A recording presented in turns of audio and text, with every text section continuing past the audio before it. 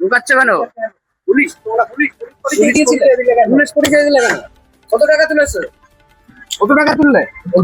টাকা থেকে তুলেছে? মানুষের বাড়িতে রাতে ভক্ত কেন? এই ভক্ত দেখাও। এই মুহূর্তে আমডাঙ্গায় বড় খবর। পুলিশ পরিচয়ে মহিলার বাড়িতে গিয়ে 1,80,000 টাকা তোলাবাজি। আমডাঙ্গায় পুলিশের হাতে গ্রেপ্তার 2। আমডাঙ্গার হামিদপুর গ্রামে চাঞ্চল্য। গ্রেপ্তার হওয়া অভিযুক্ত 2 জন। শাহিদ মণ্ডল বয়স 21 বছর, আমডাঙ্গার উত্তর দারিয়াপুর এলাকার বাসিন্দা। জিসান বিশ্বাস বয়স 24 বছর, হিসাবি গ্রামের যুবক। ধৃতদের পুলিশি হেফাজত চেয়ে আজ বারাসত আদালতে পাঠিয়েছে আমডাঙ্গা থানার পুলিশ। ব্যুরো রিপোর্ট, আমডাঙ্গা বার্তা। এফআইআর করলাম একটা ওদের নামে। আর দুজন ধরা পড়লো, 4 জন পালিয়ে গেল।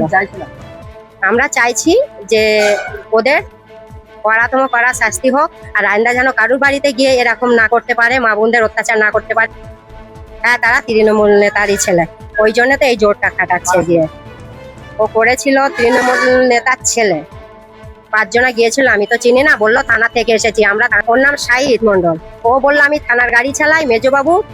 আমি বললাম মেজবাবুর নাম কি? আর বললো যে সাইবার ক্রাইমের অফিসার। মানে আমি থানার মেজবাবু, এরকম হুমকি দিয়ে আমাদের কাছ থেকে টাকা তোলে। আমার নাম সাবিলা বিবি, আমার বাড়ি হামিদপুর। এখনো অবধি তাদের তোলাবাজি শেষ হচ্ছে না। ওরা ভুলে যাচ্ছে যে জামানাটা পাল্টে গেছে, এখন বিজেপি সরকার এসছে।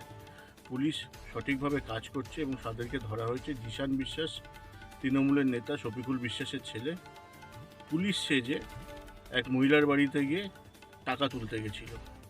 পুলিশ এখন স্বাধীনভাবে কাজ করছে, তার জন্য তারা ধরা পড়েছে। পুলিশ আইনের মতন কাজ করবে, কিন্তু এরকম তোলাবাজি আমডাঙ্গাতে করতে দেয়।